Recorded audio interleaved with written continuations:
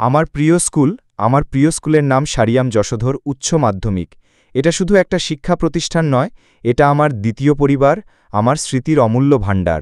প্রতিদিন সকালবেলায় ইউনিফর্ম পরে যখন স্কুলের গেট পেরিয়ে ভেতরে ঢুকি, একটা অদ্ভুত ভালো লাগা কাজ করে। বন্ধুদের হাসি, শিক্ষকদের আন্তরিকতা আর মাঠে দৌড়দৌড়ি সবকিছু মিলে এক অদ্ভুত আনন্দে মন ভরে যায়। আমাদের ক্লাসরুম মানেই শুধু বই খাতা নয়, ওখানে আছে গল্প, আবিষ্কার, হাসি আর মাঝে মধ্যে শিক্ষকদের মজার ধমকও।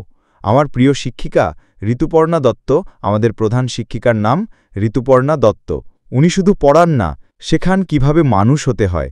তার প্রতিটি কথা আজও মনে গেঁথে আছে।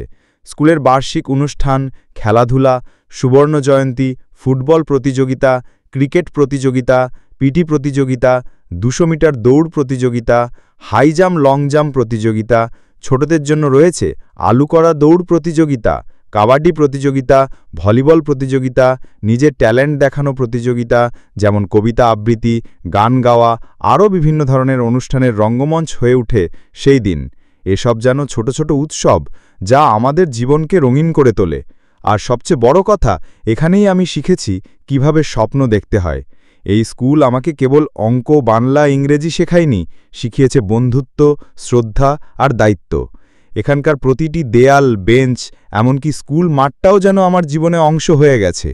একদিন হয়তো এই স্কুল ছাড়তে হবে, কিন্তু এটার প্রতিটি মুহূর্ত আমার হৃদয়ে থাকবে চিরকাল। কারণ এটা শুধু স্কুল নয়, এটা আমার শিকড়, আমার ভালোবাসা, আমার প্রেরণা। আমার প্রিয় স্কুল, তুমি চিরকাল আমার স্মৃতির পাতায় জ্বলজ্বল করে জ্বলবে। নমস্কার, আমি পুনম রায়। শেষে আমার প্রিয় সারিয়াম যশোধর উচ্চ বিদ্যালয়ের সমস্ত শিক্ষক শিক্ষিকাকে আমার বিনম্র শ্রদ্ধা এবং প্রণাম জানাই। আজ আমি এই স্কুল থেকে পড়াশোনা শেষ করেছি, কিন্তু কখনো আমার প্রিয় স্কুলকে ভুলতে পারিনি, আর ভুলতে পারবও না। কারণ এই স্কুল শুধু আমার জীবনের একার স্কুল নয়, এটা সবার জন্য একটা জীবন প্রতিষ্ঠান এবং জীবনের আলোর জ্বালানো প্রতিষ্ঠান। যা শেখায় সে শিখা একদিন কাজে লাগে।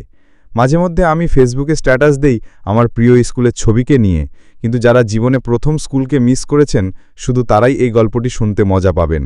আর যারা স্কুলে পড়েননি, যারা আমাদের বাবা মায়ের মতো, তারা তো আমাদের জন্য অনেক কিছু করেছেন, কিন্তু তাদের স্কুলে পড়ার সুযোগ হয়নি। যদি স্কুলে পড়ার সুযোগ হতো, হয়তো তারা এই সময় অনেক বড় একটা উঁচু জায়গায় পৌঁছে যেত।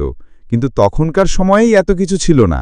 আজ অনেক কিছুই পাল্টেছে, বিজ্ঞান পাল্টেছে, জীবন পাল্টেছে, এমনকি স্কুলটাও পাল্টেছে। এখন বিভিন্ন জায়গায় বিভিন্ন স্কুল হয়েছে, যেমন সরকারি, বেসরকারি, এইসব স্কুল তৈরি হয়েছে। কিন্তু প্রাইমারি স্কুল থেকে এখন যাদের টাকা পয়সা একটু বেশি, তারা প্রাইমারি স্কুলে নিজের ছেলেকে না দিয়ে একটা ভালো প্রতিষ্ঠান, যাকে বেসরকারি স্কুল বলে মনে করা হয়, সেই স্কুলে পাঠানের জন্য পাঠান। হয়তো আরও নতুন বছর আসবে, আরও নতুন করে উন্নতি হবে, আরও নতুন করে শিক্ষার উচ্ছ্বাস হবে, কিন্তু প্রাইমারি স্কুলকে কখনো ভুলতে পারবো না। কেননা হাই স্কুলে যাওয়ার আগে প্রাইমারি স্কুলেই আমাদের জীবনের সবথেকে বড় মূল শিকড়। আর কিছু বললাম না বন্ধুরা। গল্পটি যদি তোমাদের সবার ভালো লাগে, তাহলে অবশ্যই গল্পটিতে একটা লাইক, এবং গল্পটি তোমাদের কেমন লেগেছে অবশ্যই কমেন্ট করে জানাবেন। আর এরকম নতুন নতুন আরও গল্প শোনার জন্য অবশ্যই চ্যানেলটি সাবস্ক্রাইব করবেন। আজ তাহলে আসি, দেখা হবে নতুন কোনো গল্প নিয়ে। ততক্ষণে সবাই ভালো থাকবেন, সুস্থ থাকবেন। সবাইকে প্রণাম জানিয়ে আজকের মতো এখানেই সমাপ্ত করলাম গল্পটি।